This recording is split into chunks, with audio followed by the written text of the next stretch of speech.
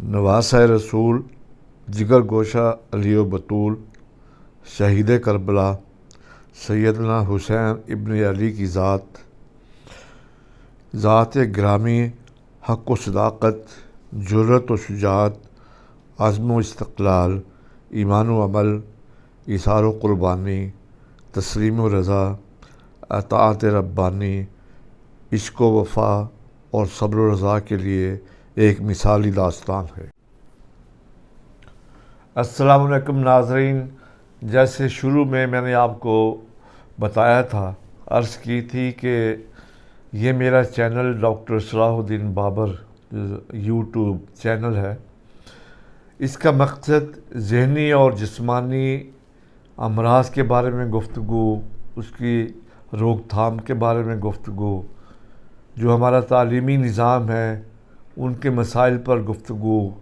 उसकी बेहतरी पर गुफ्तगू,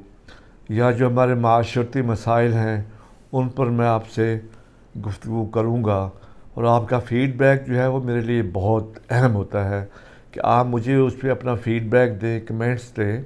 ताकि मुझे एहसास हो कि मैंने कोई चीज़ ऐसी छोड़ तो नहीं दी, या मुझसे कुछ चीज़ मिस तो नहीं हुई, या आप मेरी राय से इत्तेफाक करते हैं या उसमें आप कुछ बेहतरी लाना चाहते हैं। तो इससे मुझे इनकरेजमेंट होगी। मेरे पार्टिसिपेंट जो मेरे देखने वाले हैं मुझे दिलचस्पी से देखते हैं और मेरे बारे में अच्छे कमेंट्स या बुरे कमेंट्स जो भी हैं इखलाक के अंदर रहते हुए वो देते हैं और मुझे अपनी बेहतर से बेहतर होने का मौका मिलता है। आज जिस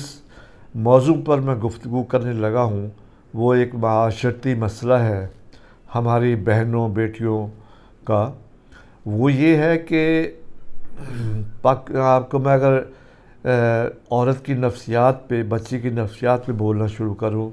तो ये एक बहुत वास्ट टॉपिक हो जाता है, लेकिन मैं आपसे मुख्तसर आज बात करूंगा कि हमारी सोसाइटी में ये जो हमारा कल्चर है उसमें मैं को रिलीजन को किसी और तरफ लेके नहीं जाना चाह रहा। रिलीजन की जो हमने बेजा पाबंदियाँ और कल्चर जो हमारे जो सकाफ़ती पाबंदियाँ हैं, कल्चर में पाबंदियाँ हैं, फिर हमारी फैमिली नॉर्म्स और वैल्यूज़ आ जाती हैं, फिर हमारे एथिक्स आ जाते हैं, फिर जहाँ हम रह रहे होते हैं वहाँ के गिरदो नवाह के मसाइल होते हैं, लोगों का अपना एक वहाँ का अपना एक कल्चर होता है। तो उसमें मैंने ये आमतौर पे पाकिस्तान में ओवरऑल की बात कर रहा हूँ, लेकिन ताल्लुक़ मेरा पंजाब से है। मैं पंजाब में ये देख रहा हूँ कि यहाँ पे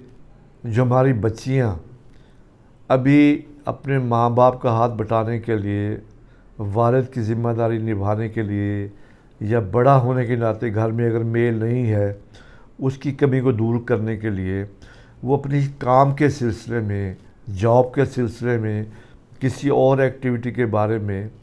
साइकिल चलाती हैं या बाइक पे जाती हैं, तो वो अपनी एक ज़िम्मेदारी को, एहसास ज़िम्मेदारी को समझते हुए और हमारे जो कल्चर है, रिलीजन है, उसको जहन में रखते हुए वो ये सवारी इस्तेमाल कर रही हैं। लेकिन बाज़ औक़ात जहाँ पे अब ये सवारी जो है बड़े शहरों से निकल के छोटे शहरों में भी आ गई है। बच्चियाँ तालीम के लिए भी साइकिल पे जाती हैं,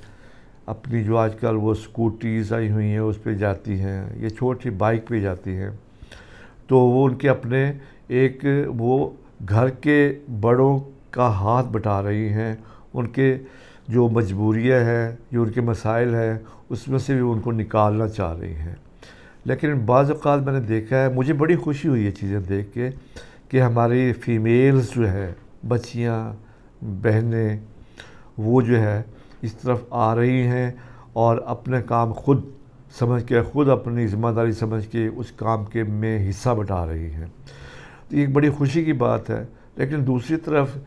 इस पे मैंने देखा है कि लोग जो हैं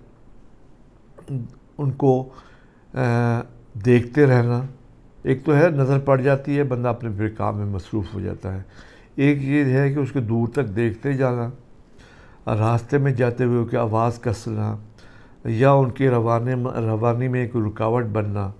ये जानबूझकर سپیڈ ان کی سلو کروانا یا ان کو ہرڈلز کسی قسم کی رکاوٹ پیدا کرنا. میں آپ کو یہ بتا دوں کہ یہ چیزیں ایز اے سکیٹرسٹ میں آپ کو بتا رہا ہوں یہ ہراسمنٹ میں آتی ہیں. آپ کسی کے کام میں جان بوجھ کر انٹینشنلی آپ کسی کے کام میں اس کے لیے دشواری پیدا کریں, اس کے لیے ایک ہیزرڈ پیدا کریں, تو یہ چیزیں جو ہے ہراسمنٹ کے زمر میں آتی ہے. اور ہراسمنٹ کے بارے میں ہمارے ہاں قوانین بہت سخت بنائے گئے ہیں اور اس پہ امپلیمنٹ بھی ہوا ہے. میں ہراسمنٹ کو یہ نہیں کہہ رہا کہ جو نارمل ایکٹیویٹیز ہیں, جو نارمل سوسائٹی میں یہ ٹریفک میں یہ پرابلمز ہوتے ہیں, اس میں بھی ہمیں چاہیے کہ ہم ان کو فیسیلیٹیٹ کریں, ان کو ہم کوشش کریں کہ ان کے لیے مشکلات کم سے کم کریں. ہماری ٹریفک پولیس اور گورنمنٹ کے اداروں کو بھی چاہیے کہ وہ اس میں جو ہے وہ کم کریں ان کی ڈیفیکلٹیز کو. لیکن ہراسمنٹ کا لفظ میں نے یہاں یہ استعمال کیا کیونکہ وہ اپنے کام کے سلسلے میں, اپنی ڈیوٹی کے سلسلے میں, اپنی دوسری ضروریات کے سلسلے میں باہر نکلتی ہیں, تو ان کو اس میں رکاوٹ پیدا کرنا یا کوئی آواز کسنا یا اس نظر سے دیکھنا یا کوئی ذو معنی الفاظ استعمال کرنا, یہ سب ہراسمنٹ میں آتی ہیں. لیکن میں اس کو ہراسمنٹ نہیں کہتا کہ جہاں پہ جیسے ایک ہراسمنٹ کراچی میں ہماری ایک بڑی وہ ہے پروگریسو گروپ کی, وہ جن کی جو شارٹ فلمز جو ہے وہ ہٹ بھی ہوئی ہیں اور ان کو ایوارڈز بھی ملے ہیں. تو جیسے ان کا ایک قصہ ہراسمنٹ کا میں نے اس پہ گفتگو بھی کی تھی پہلے کہ وہ ان کی جو وہ تھی بات وہ ہراسمنٹ میں نہیں آتی تھی, کیونکہ وہ اپنے بہن کو لے کے آغا خان ہاسپٹل میں کسی ڈاکٹر کو دکھانے جاتی تھی. تو اس کے بعد وہاں ینگ ڈاکٹرز بھی ہوتے ہیں, انہوں نے وہاں بیٹھ کے ان سے گفتگو بھی, چائے شائے بھی پینی شروع کر دی. پھر ٹیلی فون ایکسچینج کرنے پہ آ کے انہوں نے یہ الزام لگا دیا کہ یہ ڈاکٹر ہمیں ہراس کر رہا ہے. تو یہ چیزیں جو ہے نا وہ فون کو ایکسچینج کرنا, بیٹھ کے ان کے ساتھ گفتگو کرنا, اور کچھ عرصے بعد اگر فون ایکسچینج کے لیے کوئی کہتا ہے تو اس کو آپ کہیں جی اس سے مجھے ہراس کیا ہے, تو وہ یہ ہراسمنٹ میں چیزیں نہیں آتی ہیں. یہ ایک میوچل آپ کی انڈرسٹینڈنگ میں آتی ہے جہاں آپ بیٹھتے اٹھتے ہیں ہر وقت. لیکن یہ ہے کہ ورکنگ میں کوئی رکاوٹ پیدا کرنا اور اس کی ڈیوٹیز میں کوئی رکاوٹ پیدا کرنا یا اس کے کام میں کسی چیز میں بلیک میلنگ کرنا جو ہے, جو ورکنگ کلاس ہماری فیمیلز کی ہے, تو وہ یہ چیزیں ہراسمنٹ میں آتی ہیں. تو میری سب اپنے پاکستانیوں سے, اپنے بھائیوں سے یہ گزارش ہے,